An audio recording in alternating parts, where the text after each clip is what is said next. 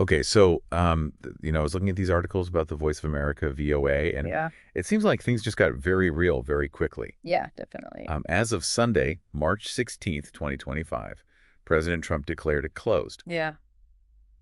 And, this is definitely making some waves. It is. It is. It's a big deal. And I think to really understand sort of like, the reasoning behind it and like the potential impact of this, we need to sort of like rewind a bit and understand, what VOA is. No. VOA isn't just any radio station, right? Right. It's been broadcasting internationally for decades and has a massive reach. I mean, I remember hearing about VOA back in high school history class. I think it had something to do with World War II. Yeah, yeah. But I'll be honest, I never really understood what it was all about. Right. Well, imagine this. It's 1942, the world is at war, and information is a battlefield in and of itself. Oh, wow. And VOA was created to counter Nazi propaganda, to offer a different narrative, a different viewpoint, and to reach people who were trapped behind enemy lines. Talk about high stakes. Yeah. Yeah, that puts things in perspective for sure. So, from fighting Nazis to what? Right.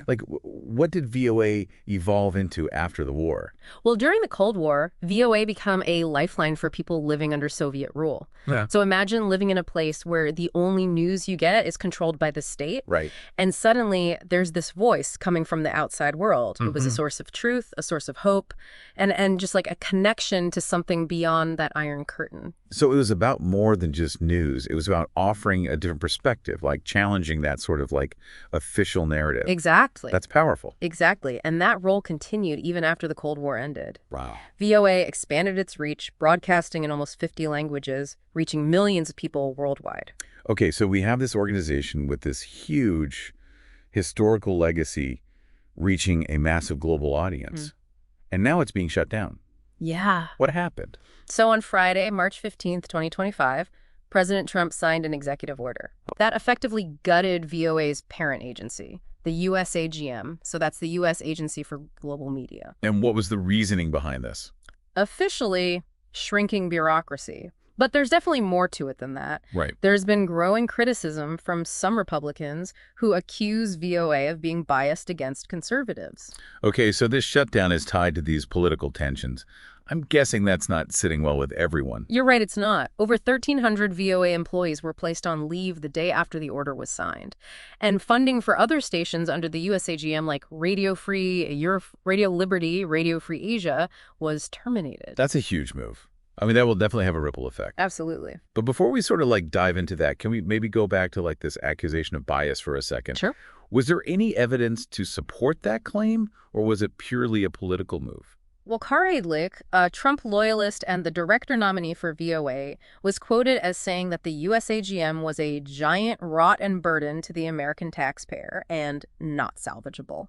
Okay, strong words. But was there any data to back up those claims? What was the USAGM's budget? How many people did it employ?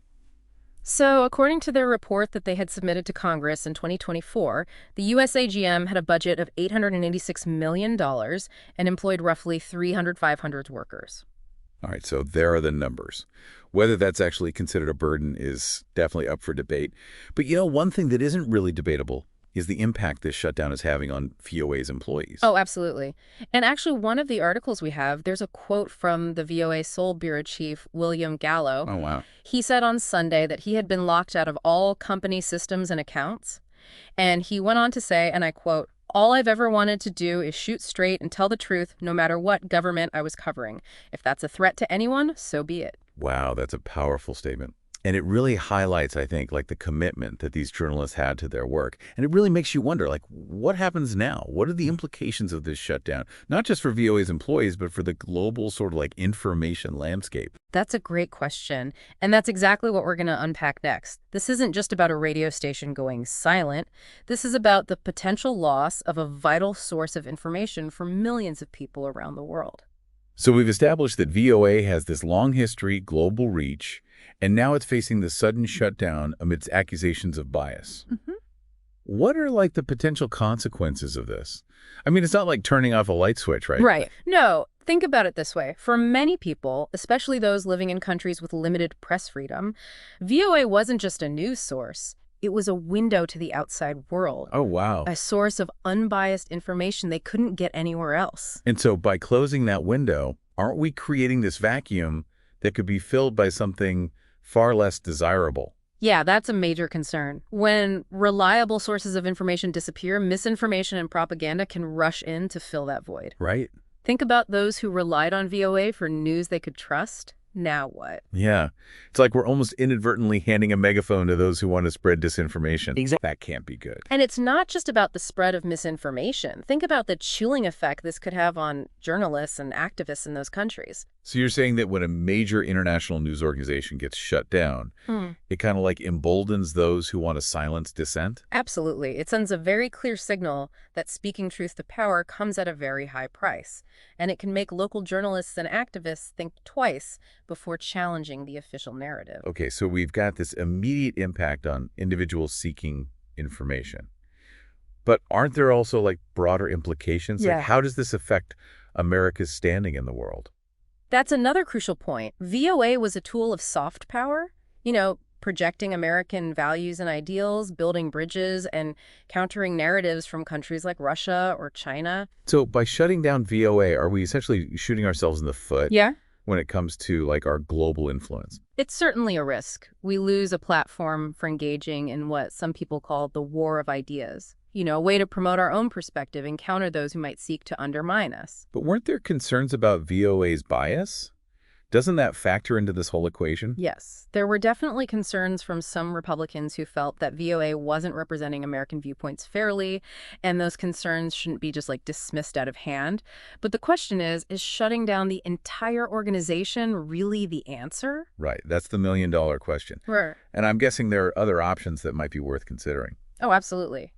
There are ways to address these concerns about bias without completely silencing VOA. For example, some experts have suggested a more independent governing board, perhaps with representation from across the political spectrum to ensure balance and accountability. Oh, so like a model that's similar to public broadcasting here in the U.S. with safeguards against political interference. Exactly. And maybe there could even be a mechanism for addressing complaints, like an ombudsman, someone who could investigate and mediate disputes. Increased transparency around VOA's funding and editorial process could also build trust. It seems like finding that sweet spot between accountability and editorial independence is really key here. Absolutely, because ultimately, VOA's credibility rested on its reputation for objectivity. And that reputation, along with its legacy and global reach, are all at stake in this whole situation. Okay, so we've talked about like the potential fallout. But what about that parallel you mentioned earlier? Like Russia labeling VOA a foreign agent back in 2017. Yeah, it is really fascinating, isn't it? Russia accused VOA of meddling, while at the same time, some here in the U.S. felt that it wasn't pro-American enough. Right. It really highlights, I think, the inherent tension that exists with government-funded international broadcasting. Right, like every nation wants to push its own narrative. But does that justify shutting down a global news organization, regardless of its political leanings? I think that is a question we all really need to grapple with, because the ramifications of this decision extend far beyond just VOA. I think this whole situation forces us to ask, what role, if any, should governments have in shaping the global flow of information? Right, and that's a huge question with no easy answers. And I'm guessing that's what we're going to tackle next, right? Like the big picture implications of all of this. You got it. We'll explore what this shutdown means for the future of international broadcasting and examine potential alternatives that could address these concerns without silencing these voices around the world. Okay, so we've covered like a lot of ground here. Like we've talked about VOA's origins in World War II, and then we talked about like the potential fallout from this shutdown. Yeah, and now we're kind of at the crux of the matter, right? Yeah. Was shutting down VOA the right move? And there's no easy answer to that. And honestly, it's a question that I've been wrestling with a lot. Yeah, me too. Me too. On the one hand, there are these accusations of bias and like the concern that, a government-funded organization like this should reflect American values. Right. And that's a Right. totally valid point, and it raises all sorts of questions about journalistic integrity and the role of government in shaping these narratives. But on the other hand, silencing a source of information, especially one that reached so many people in these closed societies, it feels almost like we're playing into the hands of those who want to control the narrative. It's a really delicate balance, isn't it? How do you ensure accountability without totally stifling freedom of the press? especially when it comes to something like international broadcasting. Right, that's the puzzle, isn't it? Yeah. And it's got me thinking, are there other ways to address these concerns about bias without going to like the extreme of like a complete shutdown? I think so. I think there are definitely some alternatives worth considering. We touched on a few of them earlier, like maybe establishing like a more independent governing board with, more diverse representation. Right, so you'd have a system like that's kind of similar to like public broadcasting here in the U.S.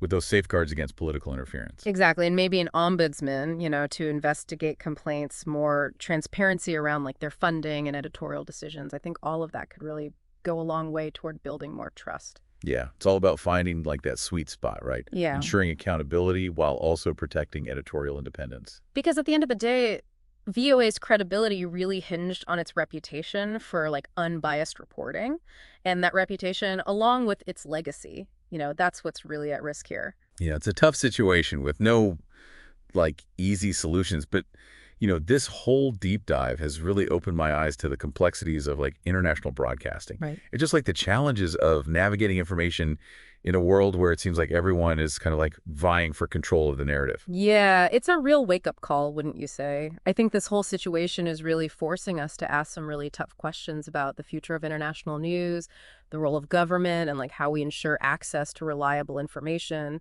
especially in this increasingly like polarized world that we live in. Yeah, and I think those are questions that we all need to grapple with, not just policymakers, but journalists, citizens, everyone, because the stakes are very high. And the implications of this, they extend far beyond just like a single radio station. And I think that's like the key takeaway here. This isn't just about VOA. This is about like the future of information itself. So, for those of you listening, here's something to maybe consider. If VOA is gone, what fills that void? Will new independent voices kind of like emerge? Or will this create an even bigger opportunity for those spreading disinformation? It's a question worth like pondering, and as you all continue to explore this topic, remember to seek out like diverse perspectives, to question your assumptions and just like think critically about all the information that you encounter. Yeah, because, in a world that's like completely awash in information, the ability to discern truth from falsehood is more crucial now than ever. And that's what this whole deep dive has been about, like equipping you with the knowledge and tools to navigate this increasingly complex landscape. So keep questioning, keep exploring, and keep diving deep. Thanks for joining us, and until next time, stay curious.